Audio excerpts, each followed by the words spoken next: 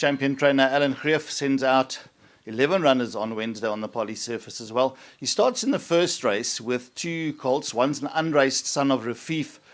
Al, I want to start with Cadenza because he's a 4-year-old unraced individual, and I see the bookmakers have priced him up at 9 to 10. What do they know that we don't know? Oh, well, Neil, anything that Richard rides first time out, always wary.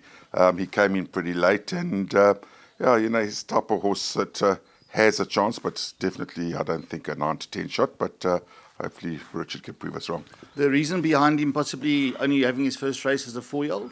Like I said, he came in quite late, so Hollywood kept him back a bit, and he is a big, imposing son, and that's why we've started off over 1400 as opposed to a sprint. All right, well, there we go. The other run in the race is Stalagmite, comes to the races for the third time. Yeah, Stalagmite, he needs to improve a little bit, and, he's been the back of the field in 2 runs, and I'd like to see a little bit of improvement from him. Al, in race 3, Just One Kiss. Just One Kiss comes to the races, trying the 1600 metres, and it's always good to have a good draw. Yeah, it is always good to have a good draw in a small field. But Richard said after her last run now, she's had 4 sprints, let's put over a bit more ground. And it worked with the other filly, and hopefully we can get it right again. Nice filly, and I think she will enjoy the distance.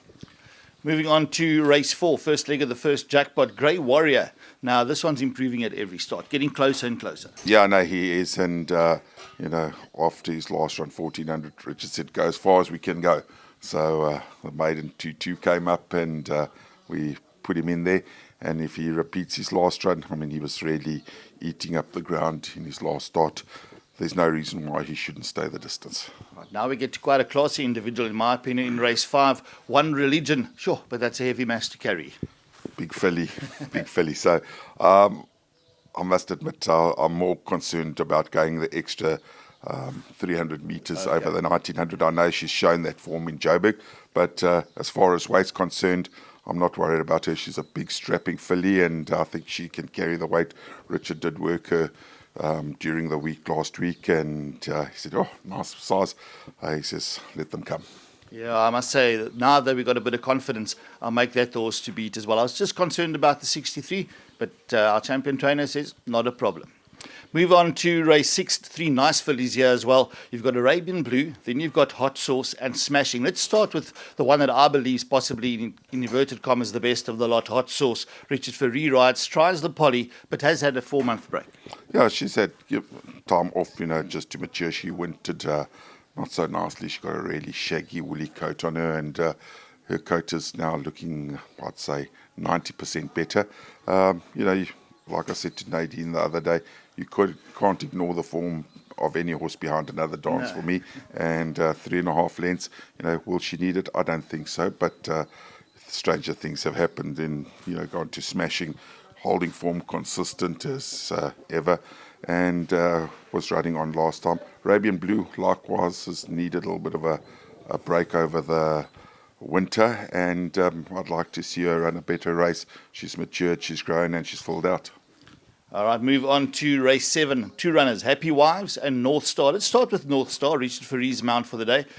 Tries a poly, and for me, better than her last.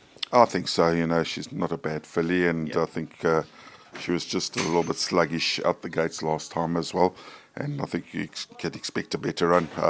Happy Wives, not far off them in her last start, improved with each run. And I think leave her out at your own type of peril. All right, a little bit of value there with Happy Wives in race 7. The lucky last is race 8, and we've got a horse with lots of ability, Royal Kingdom. Royal Kingdom, fancied last time, started favourite. I think ran 3rd behind these 2 Smith runners, but he's better than his last run when starting favourite, finished in 3rd. I think so. Yeah. A little bit of egg on my face with him as far as his work goes.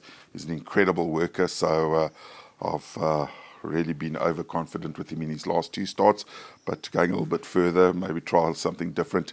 He's a horse that's got tons of ability. He just needs to flip the switch, and when he does, I think we'll see him win a couple of races on the trot. But although he's run 3 lengths and 2 lengths off them, I must tell you I was disappointed with both those runs. I thought he would have won, so keep following, but I don't know if we can trust him to bank him.